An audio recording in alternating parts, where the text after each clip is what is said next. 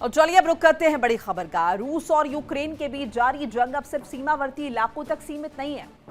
Ukraine ने रूस के भीतर करीब 900 किलोमीटर दूर तक हमला करने का दावा किया है। समारा के औद्योगिक ठिकानों को निशाना बनाए जाने की बात सामने आई है। यूक्रेनी राष्ट्रपति ज़ेलेंस्की के मुताबिक समारा के प्रोग्रेस सेंटर पर अटैक किया गया। वहीं रूस ने दावा किया है कि उसने अलग अलग इलाकों में 598 यूक्रेनी ड्रोन मार गिराए हैं। यानी एक तरफ यूक्रेन रूस के भीतर गहराई तक हमले बढ़ा रहा है, तो दूसरी तरफ रूस भी यूक्रेनी ठिकानों और बंदरगाहों पर जवाबी कार्रवाई कर रहा है। तो क्या रूस यूक्रेन युद्ध अब डीप स्ट्राइक के नए दौर में पहुंच गया है? क्या लंबी दूरी के हमले युद्ध की दिशा और रणनीति बदल रहे हैं? क्या रूस के सैन्य और औद्योगिक ठिकाने अब यूक्रेन के नए टारगेट बन चुके हैं? और सबसे बड़ा सवाल, क्या इन बढ़ते हमलों के बीच शांति की कहीं कोई गुंजाइश बाकी नजर आ रही है? रूस पर यूक्रेन का बड़ा हमला, रूस पर यूक्रेन का बड़ा अटैक। समारा क्षेत्र में यूक्रेन का बड़ा मिसाइल हमला हुआ है। यूक्रेन ने समारा के प्रोग्रेस सेंटर को निशाना बनाया। रूस का दावा है 19 क्षेत्रों में 598 यूक्रेनी ड्रोन मार गिराए गए हैं। ये बड़ी जानकारी आपके साथ साझा कर रहे हैं। एक तरफ बड़ा मिसाइल हमला समारा क्षेत्र में यूक्रेन ने समारा के प्रोग्रेस सेंटर को निशाना बनाया। वहीं रूस ने भी दावा कर दिया है 19 क्षेत्रों में 598 यूक्रेनी ड्रोन मार गिराए गए हैं रूस की तरफ से। तो लगातार दोनों ही देशों के बीच फिलहाल तनाव की स्थिति बरकरार। समारा क्षेत्र में यूक्रेन का बड़ा मिसाइल अटैक हुआ है। लगातार ये अटैक्स जो है वो किए जा रहे हैं।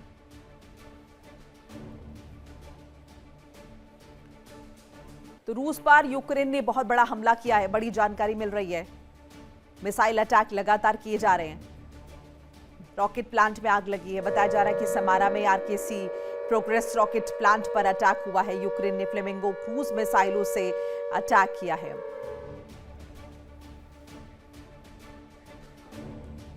और इसी पर ज्यादा डिस्कशन के लिए हमारे साथ खास मेहमान जुड़ चुके हैं। मैं तारुफ करा देती हूँ। मनोज कुमार, भू राजनीतिक विशेषज्ञ, डॉक्टर जिताब सिंह, विदेश मामलों के जानकार, और कुछ देर में जुड़ रहे हैं group captain U K Devnath, retired रक्षा विशेषज्ञ भी। आप दोनों का बहुत बहुत स्वागत है।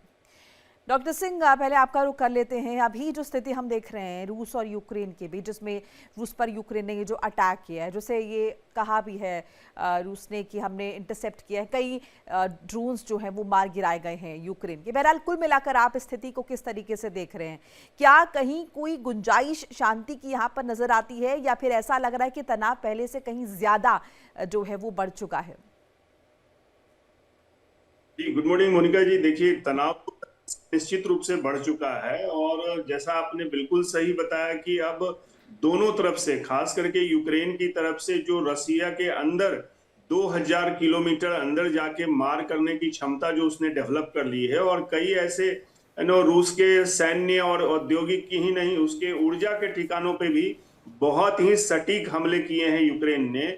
इससे जो कहते हैं कि एक वॉर इकोनॉमी को फंड करने का जो सोर्स है, जो खास करके तेल और गैस के जो ठिकाने हैं रूस के अंदर और बहुत अंदर तक, उसको वो बर्बाद कर रहा है। सप्लाई चेन जो रूस का है उसको वो तोड़ने में सफल रहा है। उससे एक तरफ देखिए, जो भी तेल और गैस रूस बेच पाता था उस पे लगाम लगी है। दूसरी तरफ वो अब अपने ही सप्लाई, जो कह लीजिए उसके स्टोरेज ठिकाने पे, जिस तरह से यूक्रेन ने बहुत ही रणनीतिक तरीके से घातक हमले किए हैं, तो अब उसका सप्लाई चेन भी बिखर रहा है।